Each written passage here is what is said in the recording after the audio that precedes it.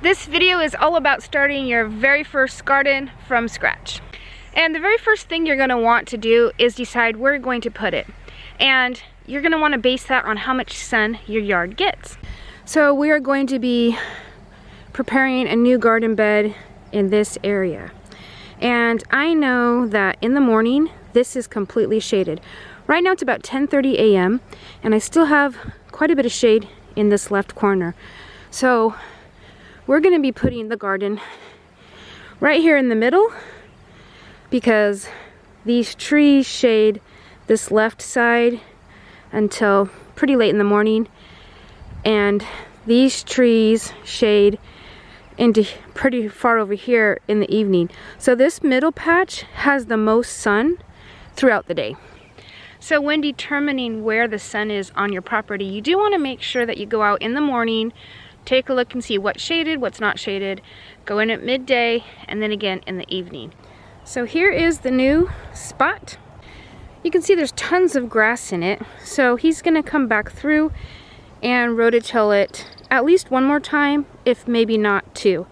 So plants that produce fruits, anything with seeds in them, need as much sun as you can get them. The more the better, but a minimum of 6 to 8 hours. Whereas plants that have roots can tolerate less sun, but you still want to give them at least 6 hours of sun a day. And then the plants that will still produce well without that full sun are all your leafy plants, like kales and lettuces and even cabbages and such. They'll still produce just fine with 4 to 6 hours, but the more sun any of those plants get, the better. Now of course you do need to know your own climate. If it gets really hot, then those cool weather crops might actually do better in dappled shade for more of the day than not, but that's just dependent on your own personal microclimate where you live. You can get a really good indication of how fertile your soil is just by looking at it. And the more fertile your soil is, the better your plants will grow. If you just look at the ground, see how there's patches of brown and then there's some low vegetation? That soil's not very fertile, and so you're going to want to add some fertilizer to it. Let's go look at a little better quality soil. And then this one has medium fertility. There's not bald patches of dirt, but it's not as thick and lush as other areas around our property. So it'll probably do fine. I'll probably add some sort of fertilizer right in the row where I plant, but I probably can get away with not as well. This is super thick and lush. You could just plow this and it's gonna grow great for you without adding anything for maybe even a season or two. If you can get somebody to rototill for you or go rent a rototiller, it's so much faster and easier. If I had to do this by hand, it would take me a long time. I could do a small area by hand, but for a bigger area, try to find someone to help you out and rototill for you. Around here, for a typical garden plot about that big, it probably costs $60 to $100. So it is a chunk of change. So once you've determined the best place to put your garden based on how much sun you get and the level of fertility in your ground based on what it looks like, it's time to get started. And there are many ways to plant your garden. You'll just have to figure which way works best for you. I'm going to show you how to plant it in simple rows. So you can make single straight rows with the path in between each one, or you can make beds where you put multiple rows in each bed. So what I do when I'm going to plant is I get 2 sticks and some string so that I can make a nice straight row. Let me show you how. So I tie a string to a stick, and then where I want my row to start, I'm going to pop it into the soil like that. Then I take the other stick in the end of the string, pop it in, and it makes a nice straight row. Now in this row,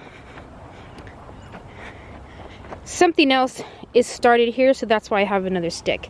But the purpose of this is to make a nice straight line with your string so you know where to make the trough for the seeds.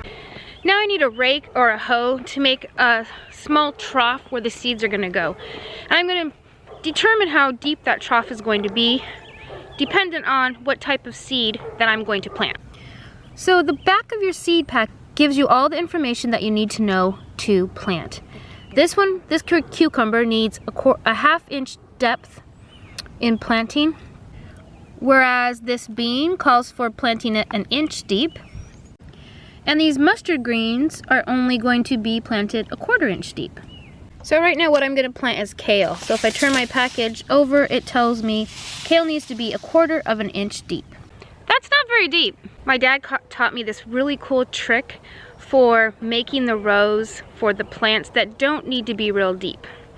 We use an old chain. Let me show you.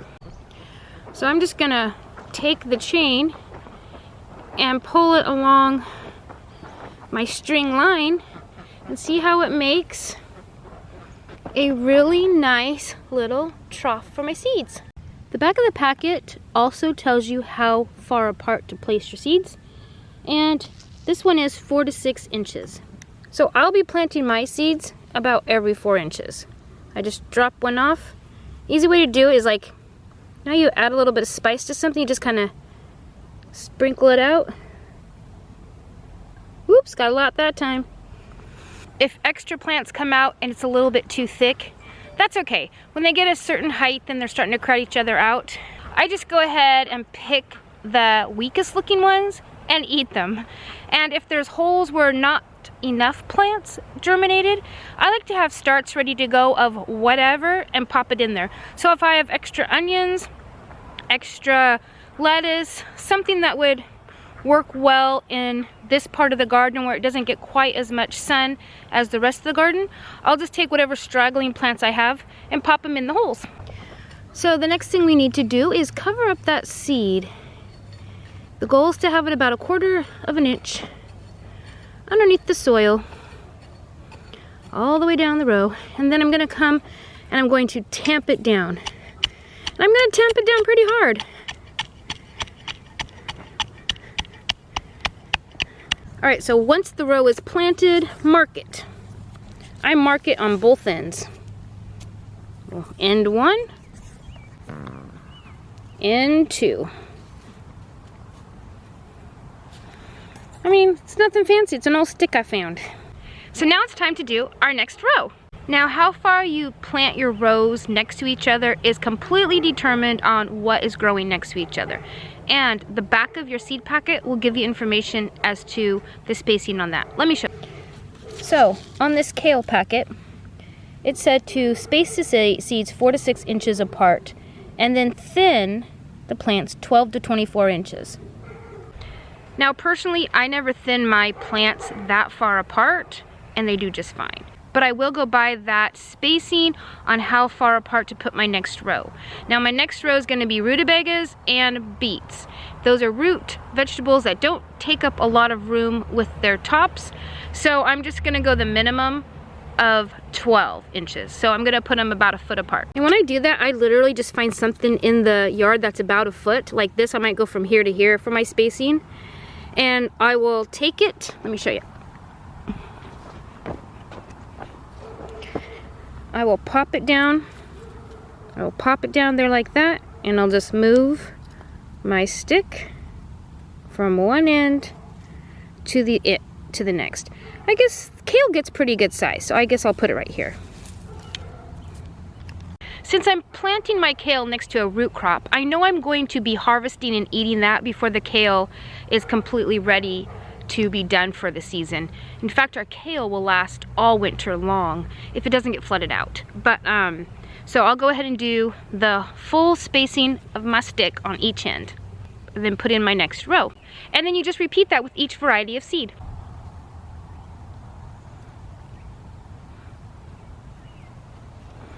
Okay, I'm ready to make my next little trench and sow my next seed.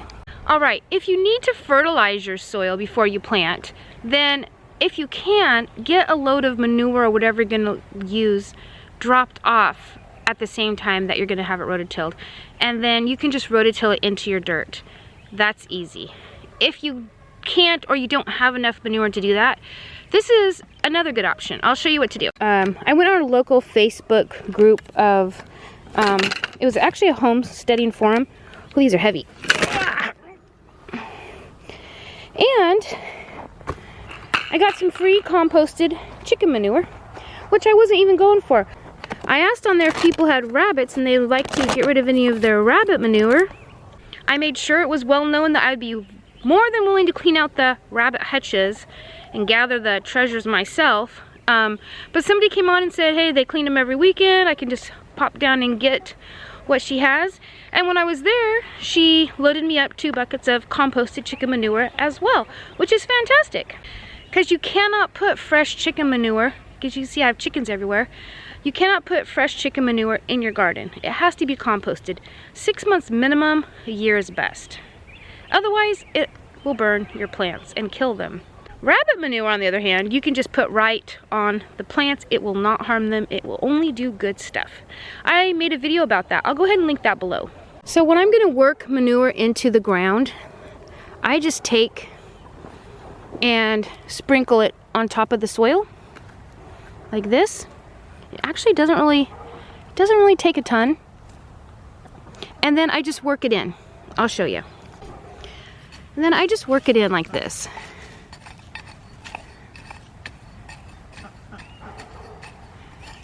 And sometimes I'll dig down deep and put it down at the bottom.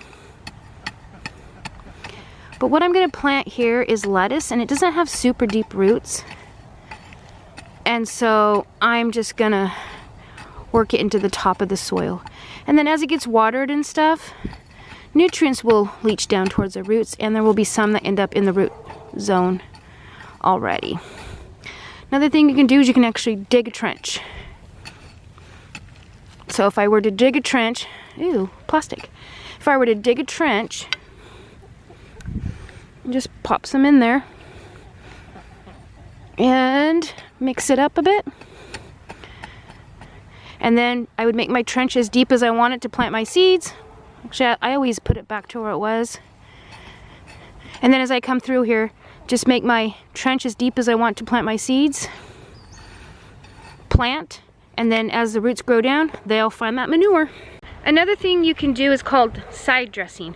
It's when you take your good stuff and you simply put it on the side of your plant. So if I want to add a little manure to my tomato to side dress it, I'm just gonna take and kind of crumple some up in here on the side of it. And then as it gets watered, it'll leach down into the soil and the roots will find what they need. And there we go. If you don't have access to any sort of manures and you do want to fertilize your plants, you can make a weed tea. It's a liquid fertilizer just from the weeds that grow around your house. I made a video about that recently that I will link below. It works so well, and it's free and easy. With that one, you simply soak a bunch of weeds in water for 1 week or more. The longer you soak it, the stronger it is, and then you can dilute it. If it's only been sitting a week, you can use it just straight out of the bucket. But if it's been soaking for longer, you can dilute it, and then you just water your plant with it. And it gives it a variety of nutrients. And it's absolutely fantastic. I will go ahead and leave a link to that video in the description if you're interested in making some.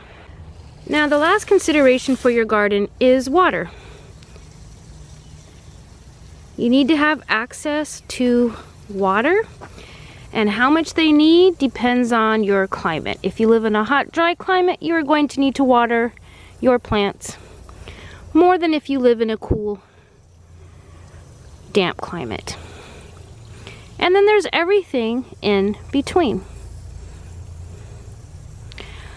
The most economical thing to do is just water them with a can or a hose with a nozzle on the end of it. If your garden is a size that you can do that. But if it's a large garden, you're going to want to think of a sprinkler or something like the soaker hose. The soaker hoses are my preference, but they're a little bit expensive if you have to do a whole bunch of rows. You'd maybe want to save those for your plants that should not have water sprayed up onto their leaves, like tomatoes, where it could cause disease issues. Well, that's all I've got for today. So until next time, see ya.